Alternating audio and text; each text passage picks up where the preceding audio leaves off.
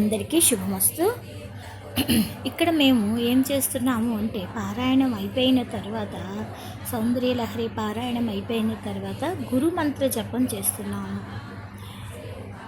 భారతీ తీర్థ స్వామివారు సన్యాసాశ్రమం చేసి 50 సంవత్సరాలు అయిన సందర్భంగా గురుమంత్ర జపం మేమందరము చేస్తున్నాము. అసలు గురుమంత్ర సాధన చేస్తూ ఉంటే గురువు యొక్క సూక్ష్మ శరీరాన్ని మన శరీరంలో మరియు మన హృదయంలో ఉంచుకొని సాధన చేస్తే అది త్వరలో గురువు యొక్క సూక్ష్మ శరీరంతో కనెక్షన్ అవుతుంది. అప్పుడు మన భౌతిక శరీరం గురువుగారి శరీరం అవుతుంది. మనం సాక్షి అవుతాం.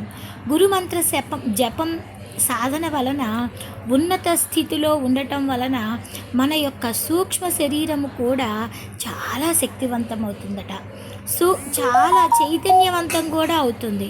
సాధారణ వ్యక్తి సూక్ష్మ శరీరం యొక్క కాంతి వేగము 1.8600 మైళ్ళు ఉంటే గురుమంత్ర జపం చేస్తూ కుండలిని శక్తి జాగృతం అవడంతో గురువు యొక్క సూక్ష్మ శరీరం సెకనుతో 3,45,000 మైళ్ళు ఉంటుంది. కాబట్టి మనం గురుమంత్రం మన భావస్థితిలో గురువుని చేర్చటం ద్వారా మనము కూడా గురువు యొక్క భావస్థితిని మిగిలిన గురుమండలాల పరిధిలోకి వెడతాం.